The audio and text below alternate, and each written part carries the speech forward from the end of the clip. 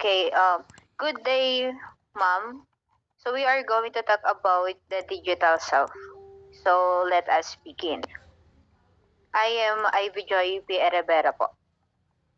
Now let us start this discussion by looking at these guide questions. So I would guess that most of us, and if not all, most of you here are exposed to social media and you do maintain your social media account every single day or every other day. And there are people who spend a lot of time in the social media.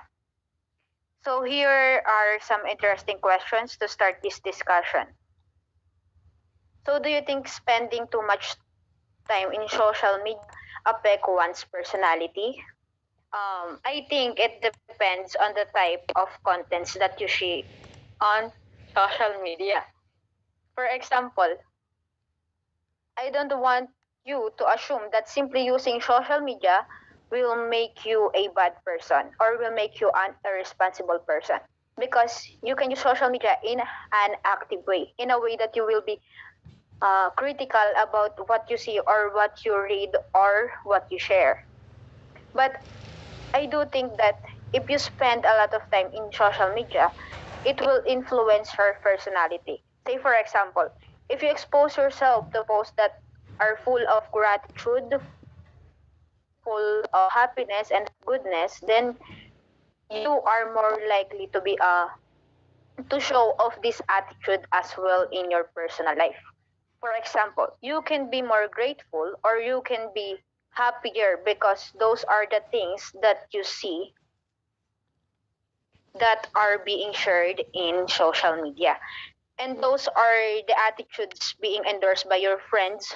On the other hand, if you expose yourself to hatred, if you expose yourself to anger, if you expose yourself to negative messages, then maybe you're also going to embody those emotions and you're also going to be impulsive in the way that you display anger, you display your emotions because you see that those things are being allowed online. So maybe you will think that what if I do this in real life? So what's important is for you to be conscious on how you take in inter information and you don't have to believe everything that you hear online and you don't have to agree with everything that you see. What important is that I want you to learn how to healthily criticize what you read and what you hear online because not everything that you see online would be will influence you in a positive way. So, is there a big difference between the self online and the real self? Okay. Personality came from the Latin word persona, and persona means theatrical mask or the mask being worn by people in the theater when they perform. Hence, when we are trying to manage our presentation, of course, you are trying to present your way in the best possible manner. You're trying to present the best version of yourself to other people. However, sometimes in our attempt to distort our personality or to distort the way that us present ourselves there, what happened is that we have a big discrepancy between who we really are and what show online.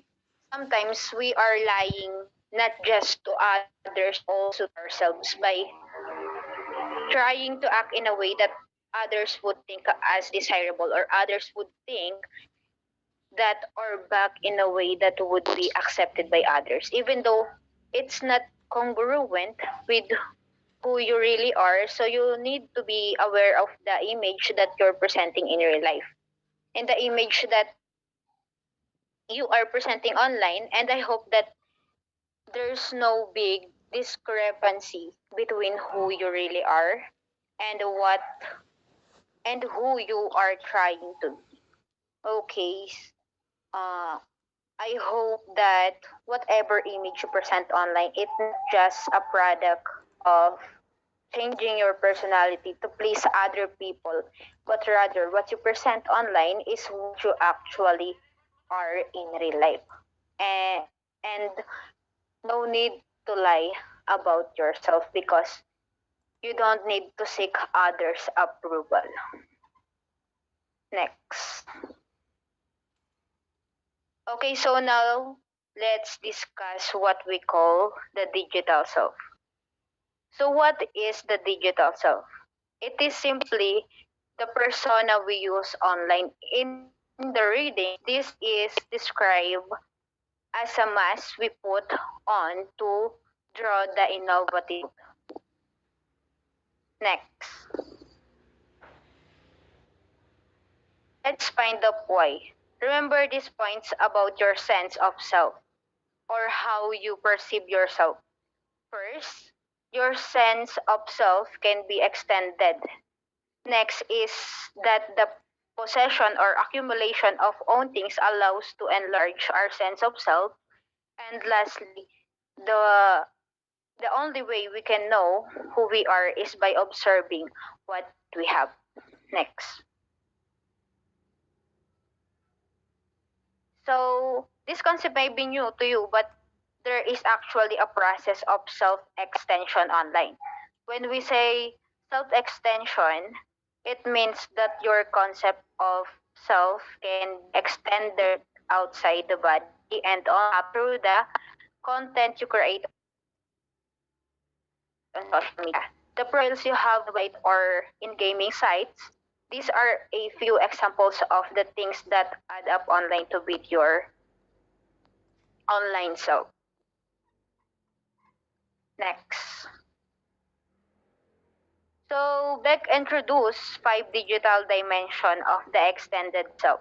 These are the dematerialization, re-embodiment, sharing, co-construction self, and distributed memory.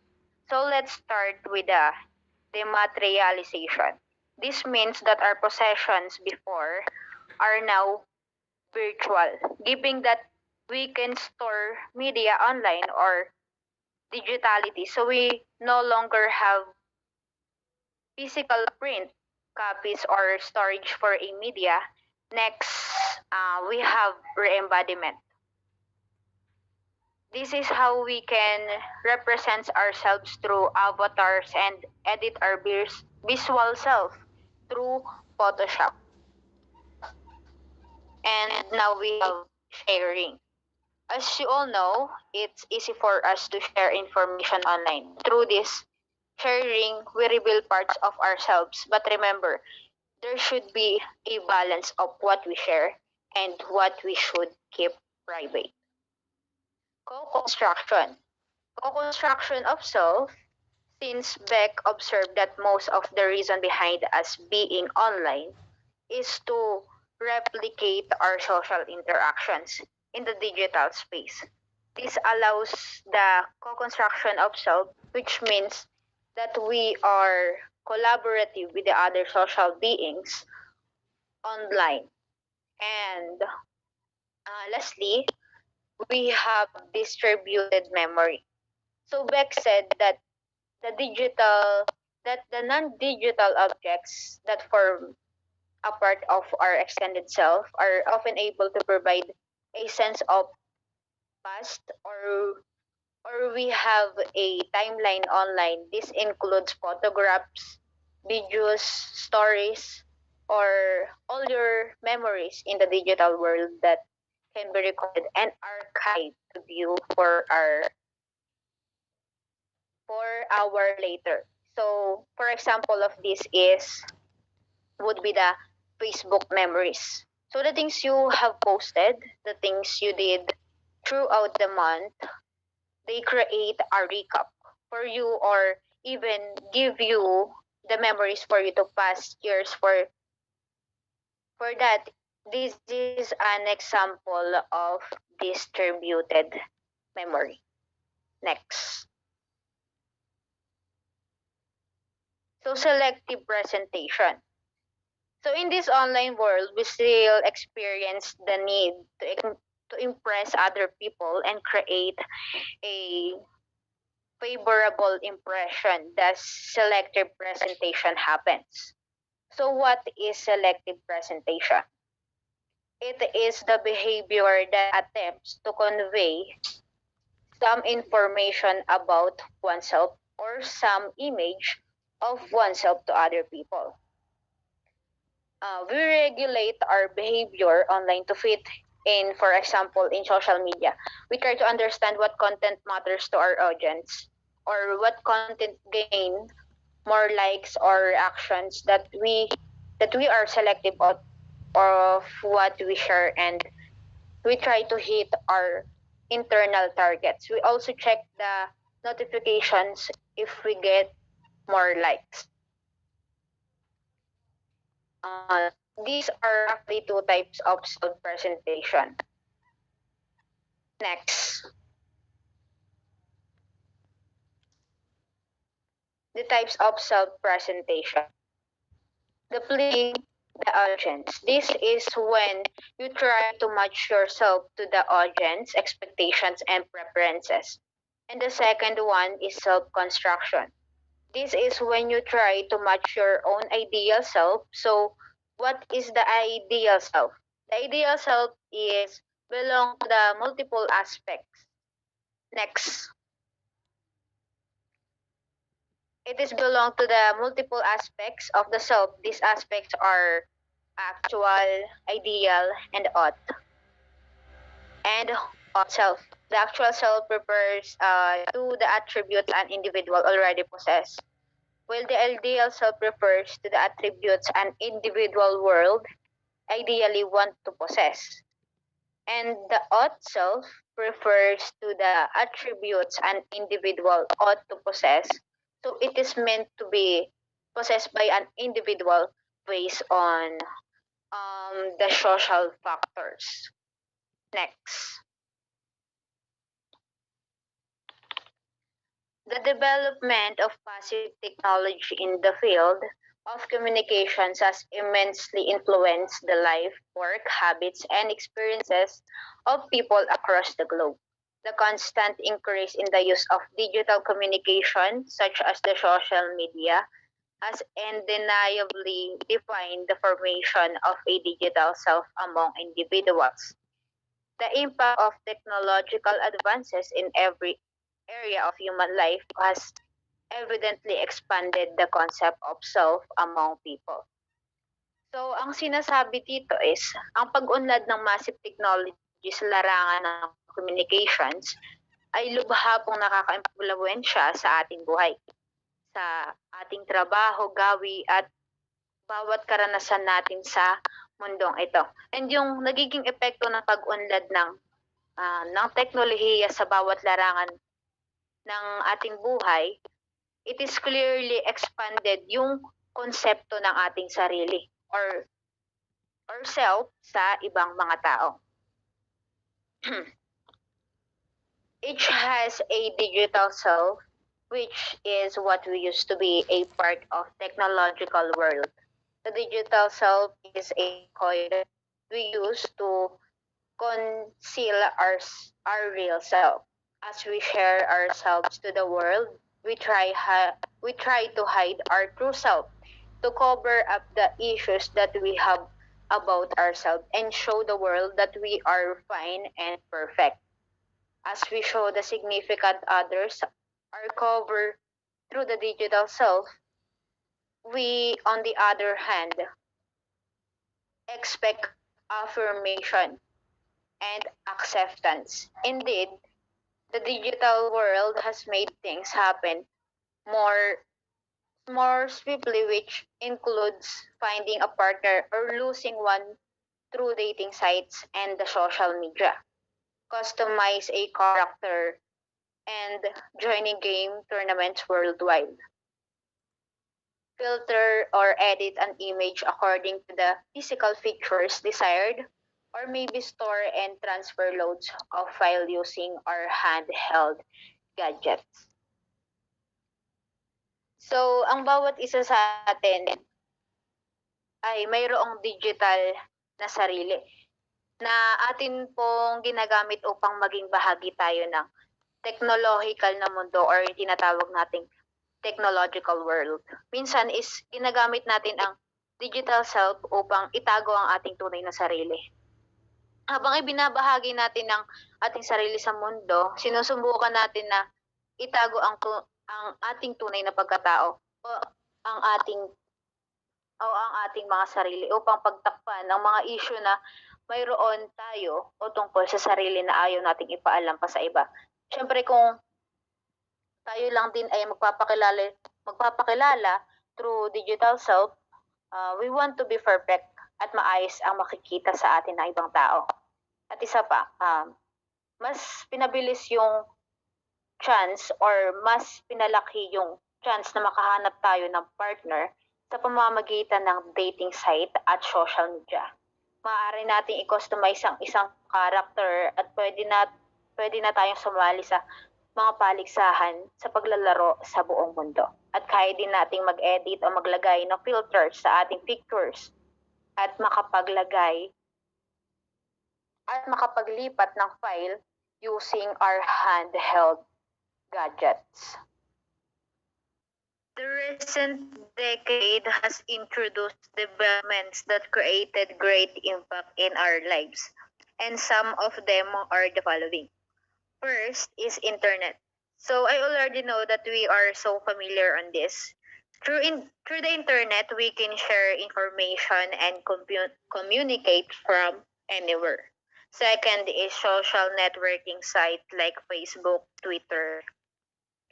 So Facebook, ito yung mayroong profile pic and cover photo that anytime we can change for other people to identify us.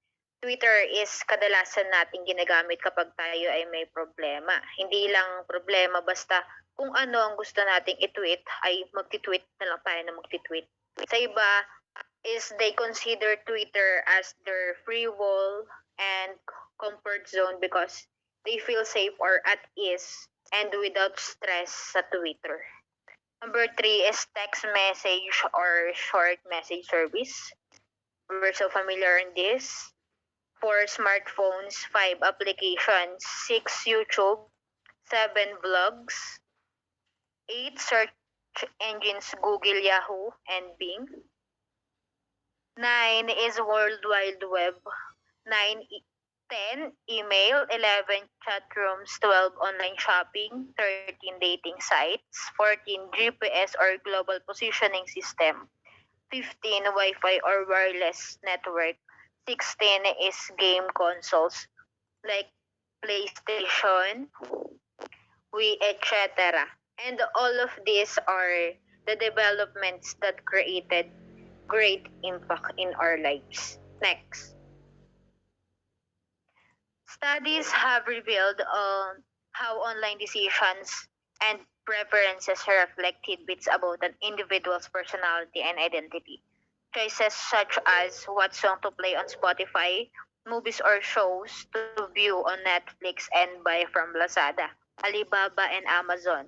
Online stores provide information about our interests and preferences, and as William James, the father of American psychology, has reiterated that each individual possesses personalities according to his or her current situation, which in turn reveals his or her digital identity. So in this, ang mga pag-aaral ay nag-revealed on how online decisions and preferences ay nagpapakita ng mga balita tungkol sa ating mga personalidad at pagkakakilanlan ng isang individual. So in this, we have Spotify. Kaya nating pumili o mag-play ng kanta through this app. And second is Netflix. Dito is we can choose kung anong pelikula o palabas ang gusto nating mapanood. And the third is Lazada, Alibaba, and Amazon. Isama na natin ang Shopee. Dahil sa mga apps na ito, ay pwede tayong bumili about kung saan tayo interesado at kung ano ang ating mga kagustuhan. At tulad nga ng sinabi ni William James, the father of American psychology, na ang bawat individual ay ay nagtataglay ng mga personalidad ayon sa kanyang kasalukuyang sitwasyon na siya naman nagpapakita ng kanyang digital identity. Yun lang po yung sa akin. I'm Ivy Joy Erebera po.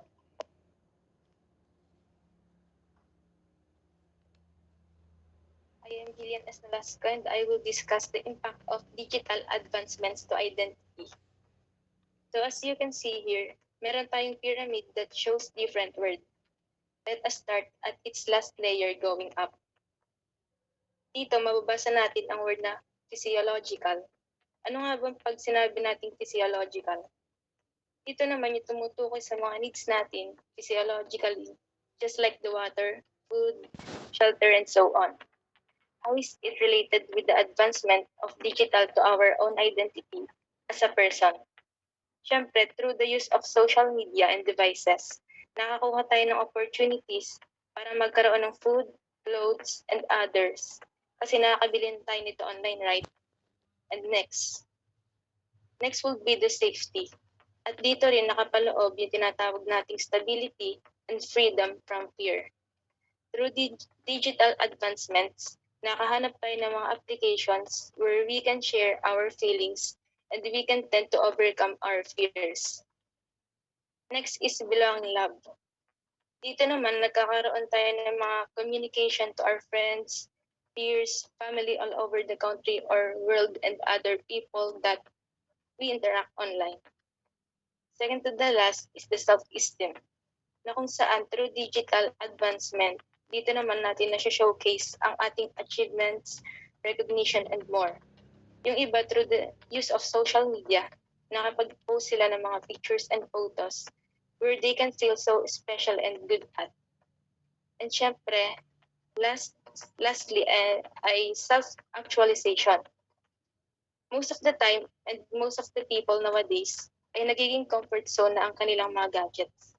It is because some of them may be comfortable with that and nakakamit nila sa mga pamamagitan nito ang tinatawag nating inner peace. So, number 1, disconnectedness. The increasing use of gadgets and presence in the social media results in being disconnected from the people around us. As we rush to check and connect to the online world, we neglect to interact face-to-face with those who demand attention from us. Often, we prefer to stay stuck on the social media creating recent posts or stalking on someone else's account for hours, while being mentally insensitive to the happenings around us. Such reality is what disconnects from us our relationships. In the UK alone, studies have revealed how adults are immersed more than 20 hours each week being on the internet, and this exposure is growing. The same is also the case in the US, with 30% of adults being engaged for hours on the social media.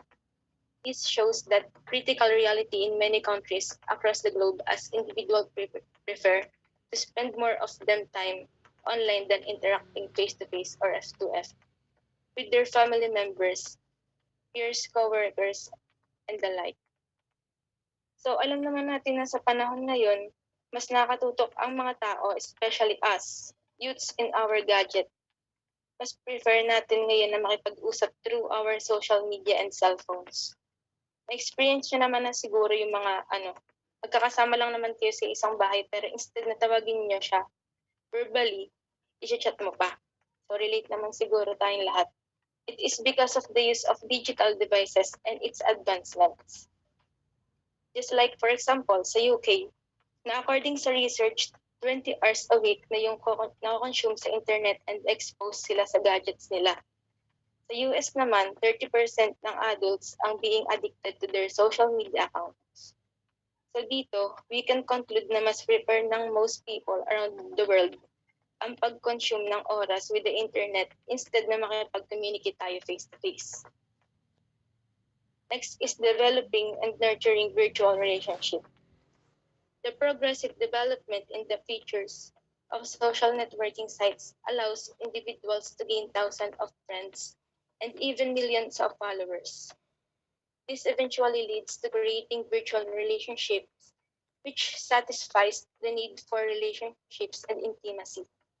However, as this can provide positive impact on the individual, the same can also cause inability to maintain face-to-face relationships, which demands more personal adjustments and understanding of human differences. Hence, it can be concluded that relationships have become superficial as we tend to nurture the relationship only within the confines of the digital environment, which demands simple duties such as liking a friend's recent online post.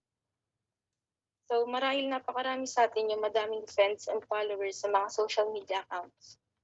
So much friends sa online world and ang na-create natin since the occurrence of social media platforms. Yung iba, kilala din natin personally. But mas marami sa kanila yung mga na-met lang natin online. However, kahit napaka-positive niya kung titignan, since nakaka-gain tayo ng friends, mayroon din itong negative side, which is yung unti-unting pag-fade ng pagkikipagkapwa-tao natin at pagkipagsalamuha face-to-face. But also, we can conclude here na nananurture natin yung pagkipag-connect natin sa iba, even only online. Ayun lang po yung sa akin.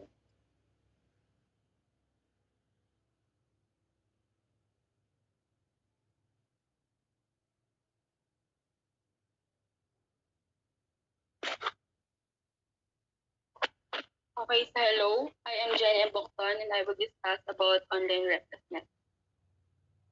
The online world has provided its users the opportunity to express themselves by communicating their thoughts and responses, whether in the form of an emoticon, emoji, animated GIF, meme, or through a traditional word.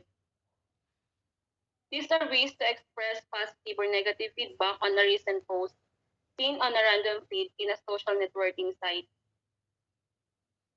The digital world provides us with the chance of expressing our thoughts and viewpoints from the confines and comfort of our room. But do we really use this freedom with a sense of responsibility? If we state an unconventional response that can trigger public outrage or collective reactions from all of those who can see our raw reactions, are we willing to stand for the consequences? We are all liable for our acts, but many have revealed the tendency is to reckless and irresponsible.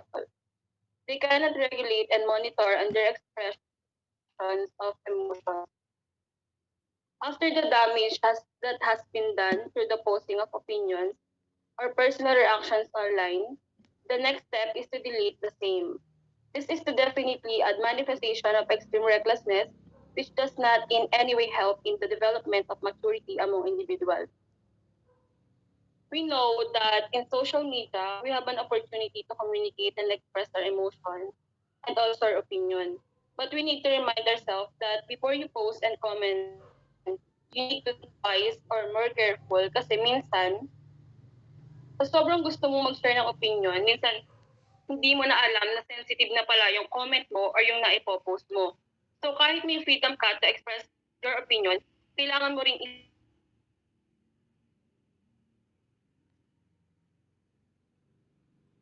isipin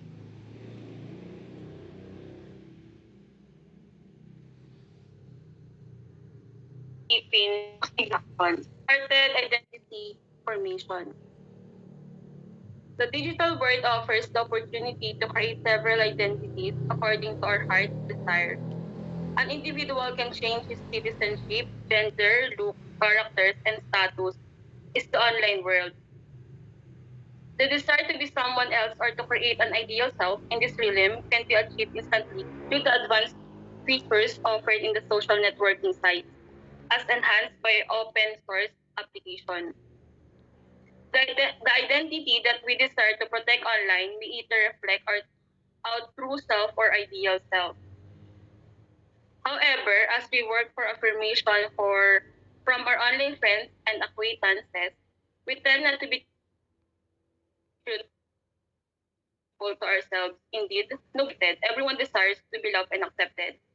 But as the online world offers varied ways to enhance our image, then that become our tool to create a new identity that will guarantee acceptance by the value online friends, followers, and acquaintances experiences despite the deviation from what is real. And distorted identity formation, ito yung tungkol sa mga taong nagke-create ng new identity. So for example, sa Loop, may mga apps na kayang i-enhance o mas lalong maging maayos o pagagandahin yung mga image natin. So sabi dito, nobody wants to be rejected. Kaya sa kagustuhan nating mahalin at tanggapin tayo, lalo sa online world, nagagawa nating magpalit ng identity para sa mga taong makikilala natin online. Next.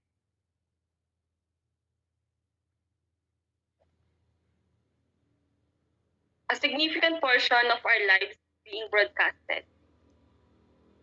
The online world gives users the chance to that celebrity feel.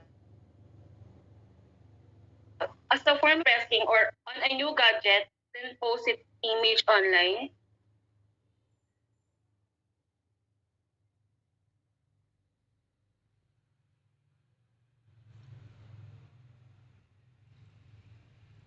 And trying to share the joy about a heated argument with their parents, we post it online. This is how individuals spend each moment in their daily encounter with life and all streaming. We post everything from food to travel to relationship status and minors or major events in our life. If we analyze well, it shows that every detail of what we post online is for public consumption without considering the risk and the hazard. The only word does evidently become an outlet. So, in significant portion of our life is about the people who post everything in social media without thinking and considering the risk and hazard. That's next.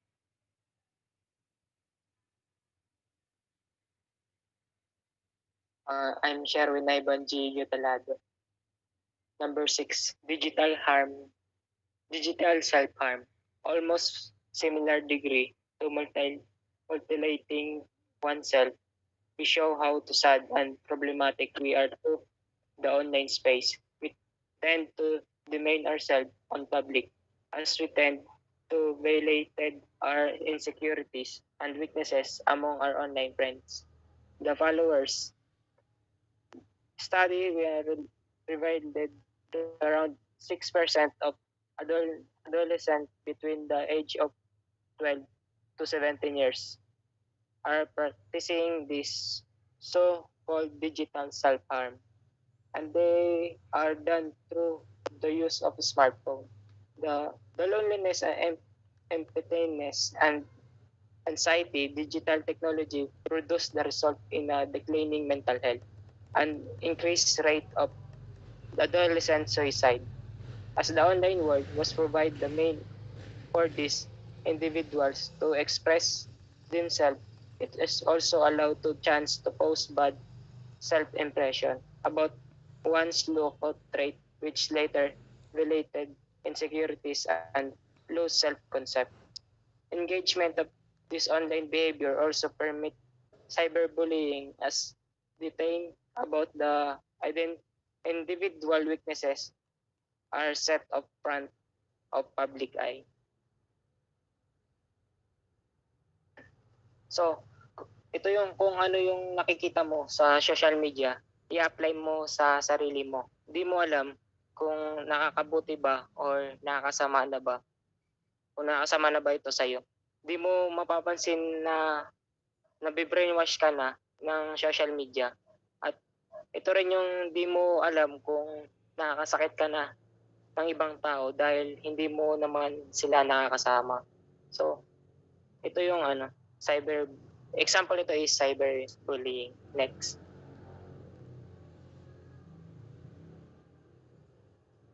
Contribute to a declining mental health.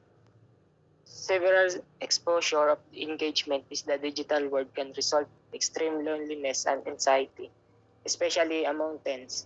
The inability to gain attention from a significant other result in sadness and frustration. This is contributing a lot of declining mental health as the individual unable to overcome stress. Crime arise due to this reality as they develop against an heightened emotional issue which they cannot resolve in more mature manner. So ito yung kailangan mo ng attention galing sa iba. Kapag ito naman ay hindi nabigay, kapag ito naman ay hindi nabigay sa iyo, madidismay ako or mapoprostrate ka at pwede ito magresulta na hindi maganda dahil sa galit. Next po. Self-obsession. Constant exposure of the online world can evidently increase the incidence of narcissism.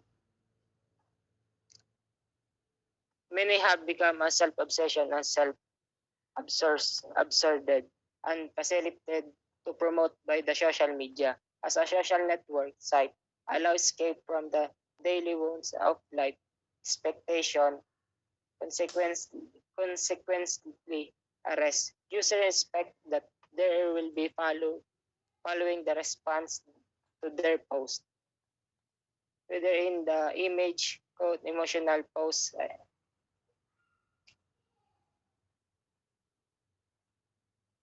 evident through like, share, and tweet, individuals who submit themselves to mentality to grade by the social network site have become preoccupied by trying to produce their best photo and image. Detailed account their most recent activities as well as best image of the cup of coffee they have brewed from the high-end coffee with location post on their Facebook, Instagram, or Twitter account. So, yung self-obsession, nabanggit ko rin kanina na yung narcissism.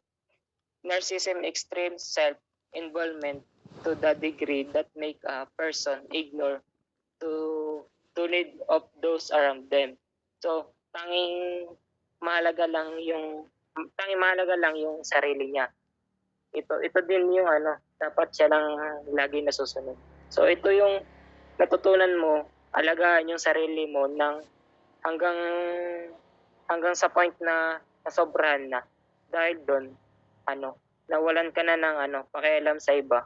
Tulad ng sinabi ko kanina, tanging mahalaga lang yung sarili niya. Yun lang po.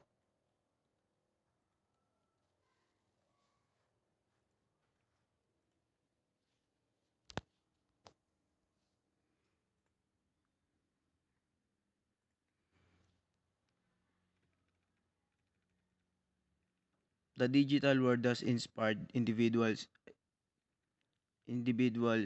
to be so amazed about the me, myself, and I craze. Consequently, the development of social media has brought forth the introduction of intangible elements which become an extensions of ourselves.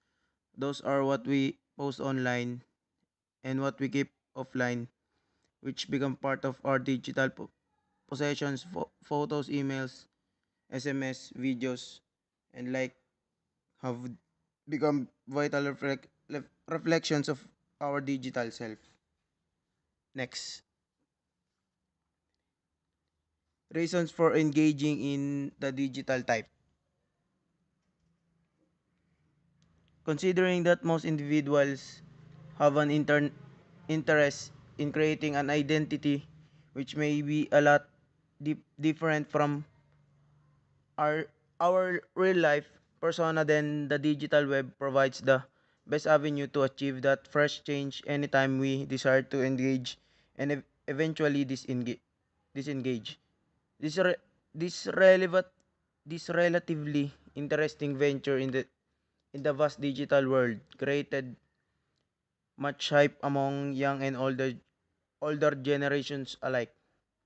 It offers a unique experience which makes great impact on the way individuals express themselves as large, largely the same sentiment is driven by the following basic reasons.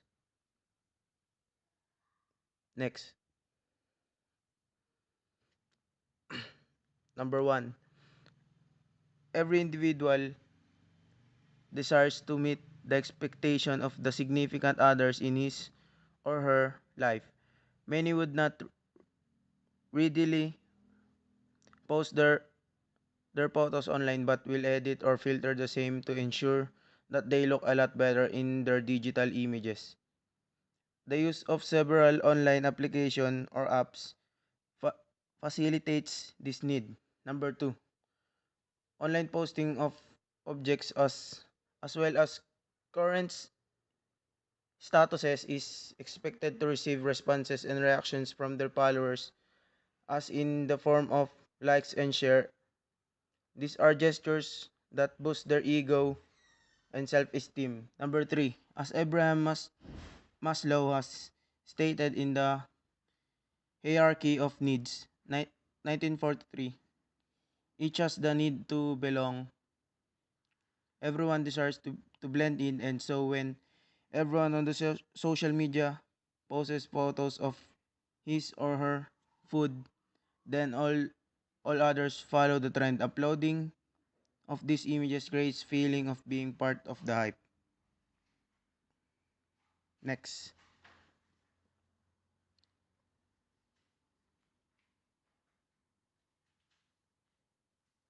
Next.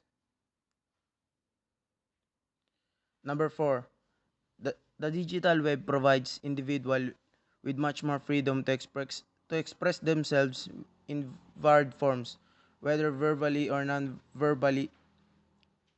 These digital platforms create an avenue to communicate and express ideas and views just about everything. Number five, the digital world allow the individual to achieve his or her ideal self, whether it is physical, such as those provided by online applications to improve their images physically, and it could be also emotionally, as platform users can express themselves by vlogging or even blogging, whichever manner results in an emotional experience that makes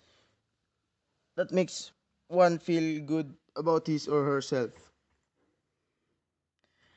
Uh, According to that, social media becomes an avenue for many individuals to create image according to their imagination or dream. Engaging in digital hype makes the people achieve or realize their fantasy through digital hype. Individual build a world based on what they desire and hope for. And it also helps them cope with up cope up with their frustrations and disappointment. It also serve as avenue to cover up their regrets. That's all. Thank you.